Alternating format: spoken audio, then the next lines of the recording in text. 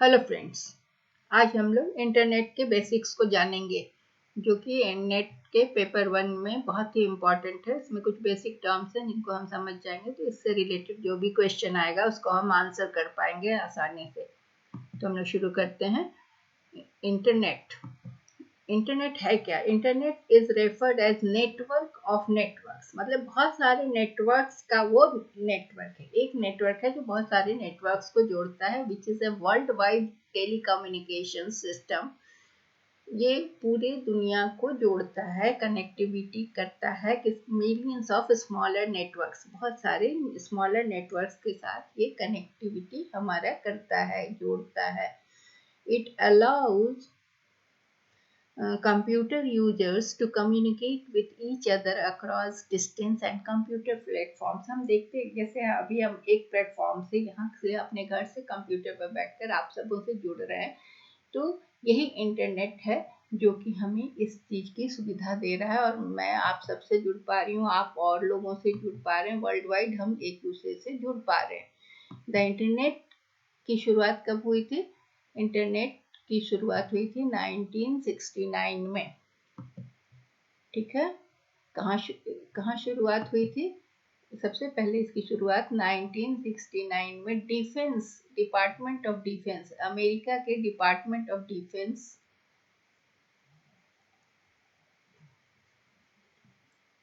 Defence में advanced research project agency, जिसे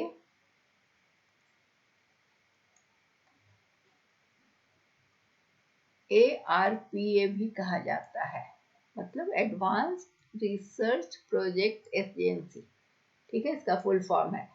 ये क्यों किया गया था? इसकी शुरुआत हुई थी वॉर कम्युनिकेशन के लिए। वॉर में जब एक दूसरे से कम्युनिकेट करने में, जब मतलब मेजर लीडर जो भी होते थे वॉर में, अपने सिपाहियों से, अपने लोगों से बात करने के लिए इसकी शुरुआत हुई थी। वर्ल्ड वाइड वेब, WWW हम लोग करते हैं ना, लिखते हैं, और वेब, इसको स्मॉल मतलब संक्षिप्त में वेब भी कहा जाता है, और नहीं तो WWW या वर्ल्ड वाइड वेब, ये शॉर्ट में इसको वेब कहते हैं। ठीक है, इसको और शॉर्ट में क्या कहते हैं? वेब, वेबसाइट बोलते हैं ना। Is a collection of different websites, इसमें बहुत सारे वेबसाइट्स होते हैं। WWW जो है ना, वर्ल्ड वाइड वेब, इसमें बहुत सारे वेबसाइट्स होते हैं जो जिसे हम इंटरनेट के थ्रू एक्सेस कर सकते हैं। तो हमारे क्वेश्चन सब क्या क्या बन रहा है? पहला एक ये क्वेश्चन बना, ये कब शुरू हुआ, ये क्वेश्चन एक बना, कहाँ शुरू हुआ और किस लिए शुरू हुआ, ये क्वेश्चन, ये ARPA, और क्यों शुरू हुआ था फॉर वॉर कम्युनिकेशन। मतलब क्वेश्चन किसी भी तरह का आ सकता है, इसलिए हमें सब तरह से तैयारी कर लेनी है। अब अगला क्वेश्चन है, अगला पॉइंट है कि बेसिक टर्म्स इंटरनेट में क्या क्या यूज होता है।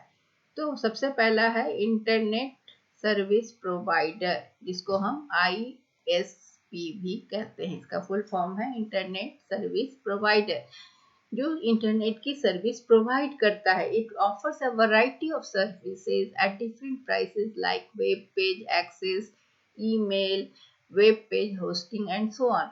तो ये जो ISP है, इंटरनेट सर्विस जो प्रोवाइड करता है ना, वो हमसे फीस लेता है, मंथली फीस लेता है। हमें बहुत सारे सर्विसेज, जितना का हम पैक लेते हैं, नेट पैक लेते हैं, या जितना हम पेमेंट करते हैं, उस हिसाब से हमें एक्सेसिबिलिटी मिलती है। कहाँ कहाँ?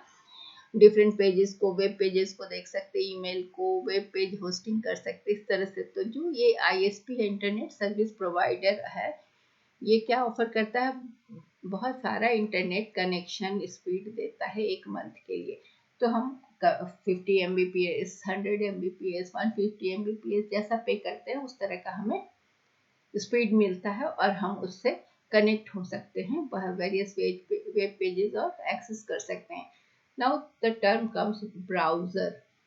ब्राउजर क्या है? ब्राउजर एक प्रोग्राम है जो हमें क्या करता है कि इंटरनेट के साथ इंटरैक्ट करना, मतलब कि हम उसके साथ इंटरैक्शन करते हैं, ओपन करते हैं बहुत सारे पेजेस को, और इंटरनेट के कंटेंट्स को देखते हैं। किसी भी वेब में, किसी वेबसाइट पे जाकर हम उसको देखते हैं। तो web browser web browser, internet explorer जो है ये किसने डेवलप किया? ये माइक्रोसॉफ्ट के द्वारा डेवलप हुआ।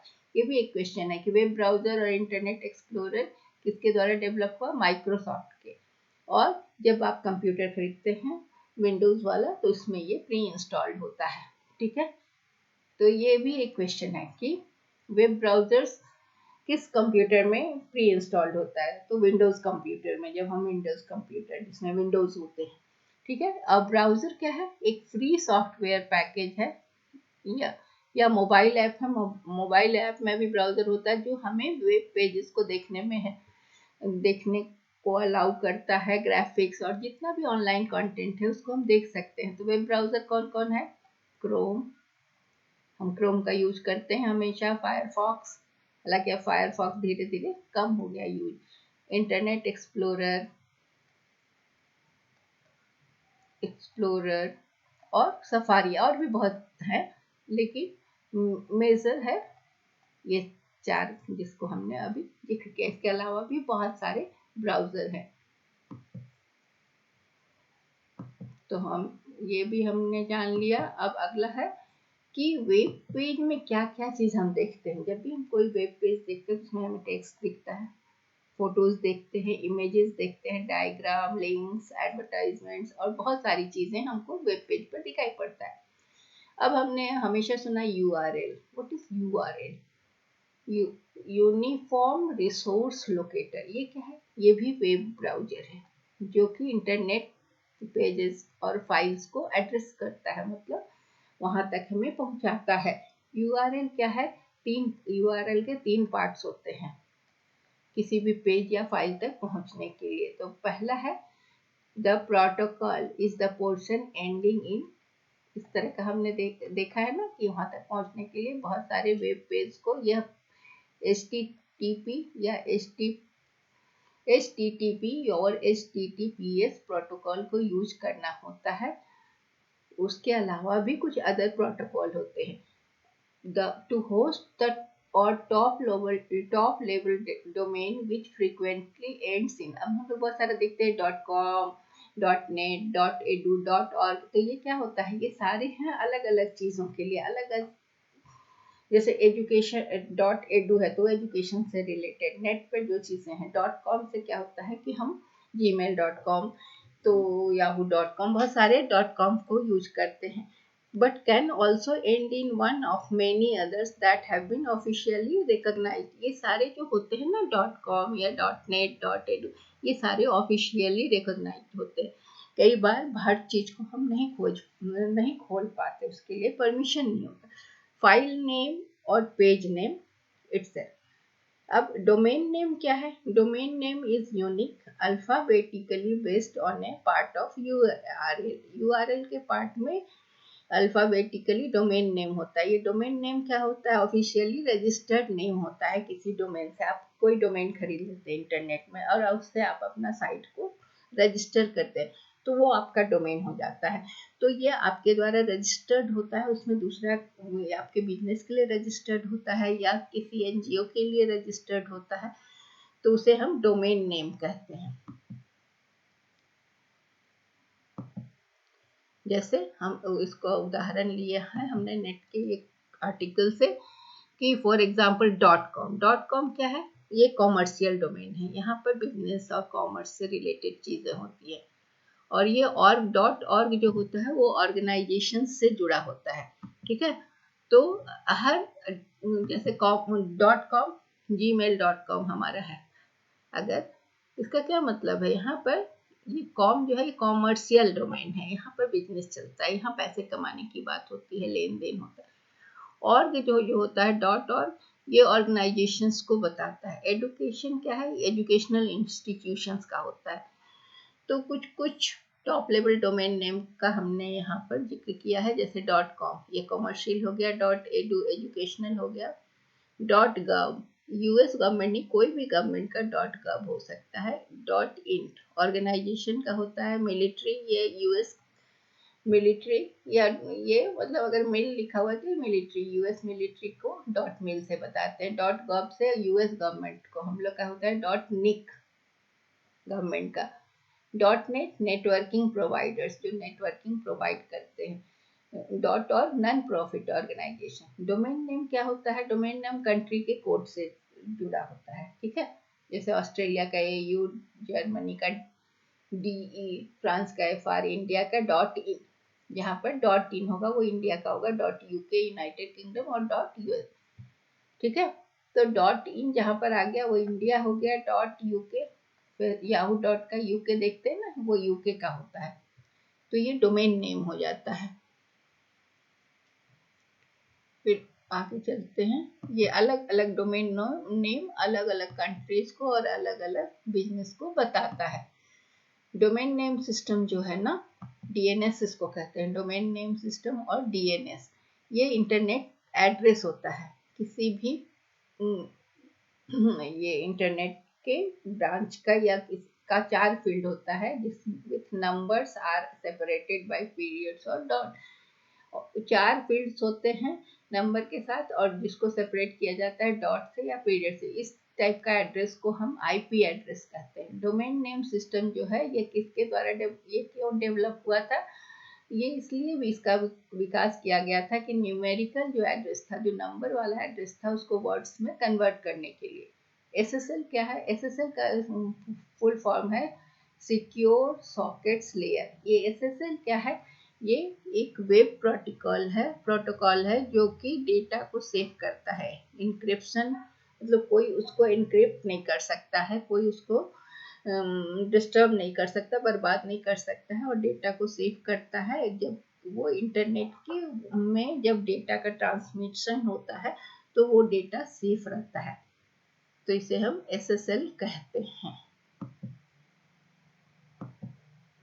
वेब होस्टिंग, ये भी टर्म है। वेब होस्टिंग क्या है? वेब होस्टिंग कोई एक कंपनी होती है या कोई बिजनेस होता है जो कि स्पेस देता है इंटरनेट में, या स्टोरेज का फैसिलिटीज देता है, या दूसरे वेबसाइट से कनेक्टिविटी देता है, ताकि ये इंटरनेट यूजर्स को सहूलियत मिले। इसे वेब होस्टिंग कहते हैं। तो वेब होस्टिंग कोई भी कंपनी होती है जो कि इस तरह की सुविधा देती है इंटरनेट यूजर्स को। वेब सर्वर क्या है? वेब सर्वर है एक स्पेशलाइज्ड कंप्यूटर सिस्टम होता है जो कि सर्वर को डेडिकेटेड होता है, जो वेबसाइट्स को, जो वेब होस्टिंग और वेबसाइट्स को डिलीवर करने के लिए डिजाइन किया जाता है। हाइपर टेक्स्ट मार्कअप लैंग्वेज, जिसको हम HTML भी कहते हैं।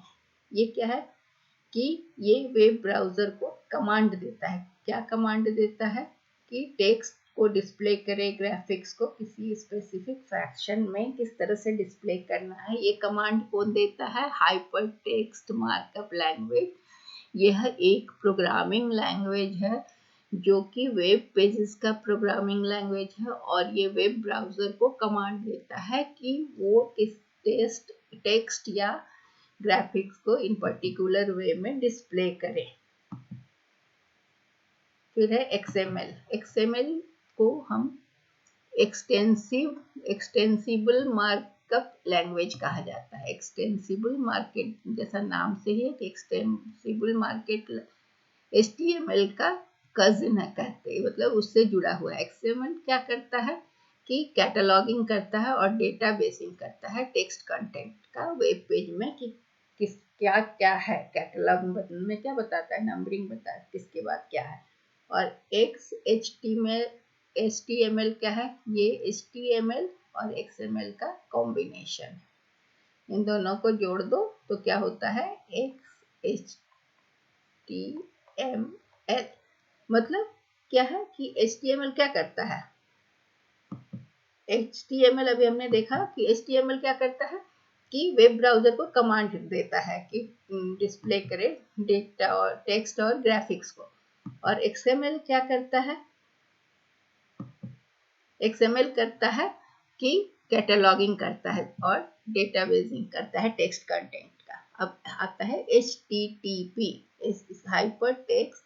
ये क्लाइंट सर्वर प्रोटोकॉल है जो कि हाइपर टेक्स्ट डॉक्यूमेंट्स को ट्रांसपोर्ट करता है, तो इसे हाइपर टेक्स्ट ट्रांसपोर्ट प्रोटोकॉल कहता है। इसमें क्या है कि HTTP एक लैंग्वेज है जो कि वेब ब्राउज़र के बीच में बोला जाता है, मतलब क्लाइंट सॉफ्टवेयर और सर्वर सॉफ्टवेयर के बीच में जो लैंग्वेज है, जो बातचीत होता है या जो कम्युनिकेशन होता है इन दोनों के बीच में, उससे हम HTTP कहते हैं। ये हाइपर टेक्स्ट का ट्रांसपोर्ट होता है।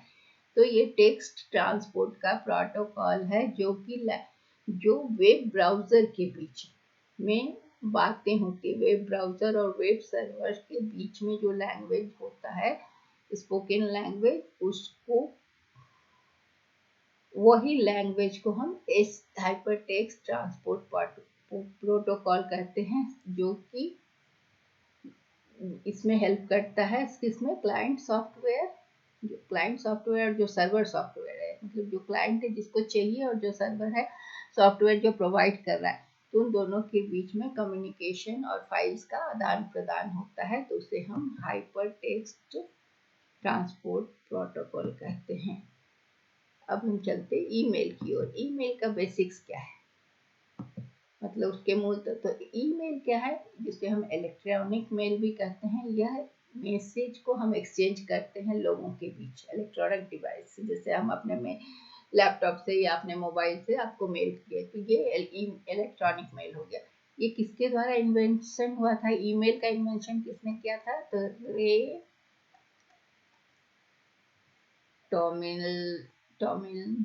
टॉमिल्सन, ठीक है।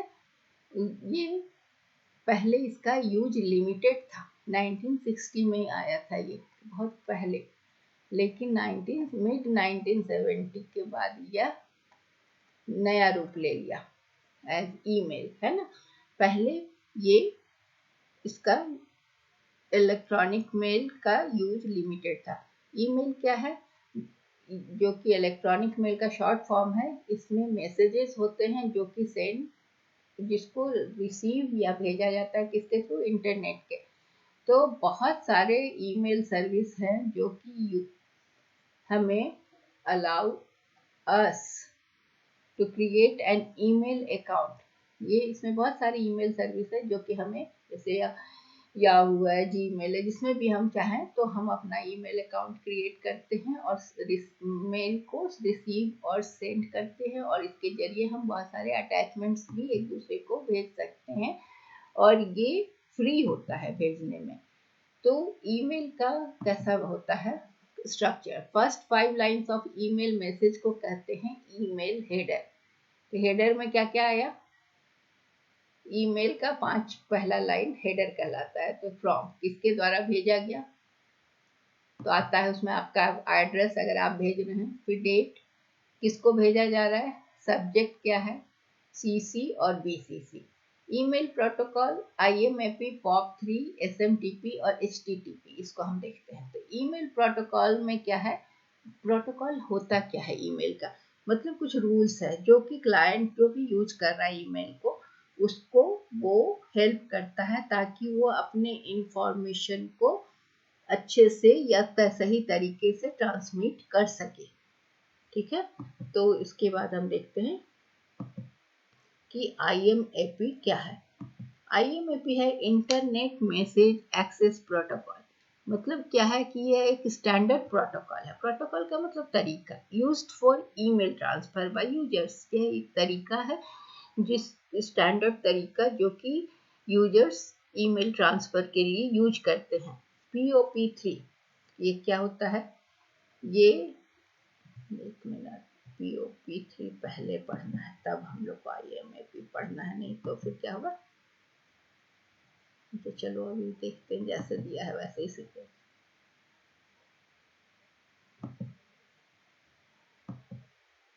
तो ये सपोर्ट करता है, IMAP क्या करता है, ऑनलाइन और ऑफलाइन मोड में हम ईमेल को एक्सेस कर सकें, इसके लिए ये हमें सपोर्ट करता है। मतलब ऑफलाइन में भी हम ईमेल को देख सकें, पढ़ सकें, और ऑनलाइन में तो पढ़ ही सकें। तो ईमेल मैसेज डाउनलोड कर लिया जाता है, और हम क्या करते हैं कि मैसेज को डाउनलोड कर लिया। अब जब हम ऑनलाइन नहीं है तब भी हम उसको देख सकते हैं। तो इसमें जब हम एक स्पेसिफिक रिक्वेस्ट करते हैं ईमेल को पढ़ने के लिए, तो वो खुल जाता है, उसे हम डाउनलोड करते हैं और उसके बाद अपने कंप्यूटर में रख लेते हैं और उसका एक कॉपी सर्वर में पड़ा होता है। तो जो सर्वर में मेल पड़ा होता है वो प्राइमरी कॉपी होता है, जिसमें कि हम कभी भी कुछ चेंज कर सकते हैं।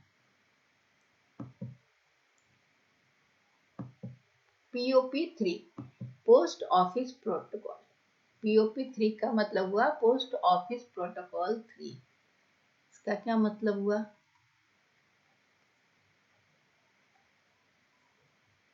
ये सिंपल स्टैंडर्डाइज्ड प्रोटोकॉल है जो हमें क्या बताता है, यूजर्स जैसे हम हैं उन्हें बताता है कि हम अपना मेल बॉक्स को एक्सेस कर सके। हमारे मेल में बॉक्स में कितने मेल्स आए हैं इंटरनेट में, उसे हम देख सकें, डाउनलोड कर सकें अपने कंप्यूटर में। यह सिंपल डिज़ाइन जो है POP3 का हमें कैजुअल ईमेल यूजर्स को, जिसके पास टेम्परेरी इंटरनेट कनेक्शन है थोड़ी देर के लिए या कहीं गए, तो उस हम अपने ईमेल को एक्सेस कर सकते हैं, देख सकते हैं।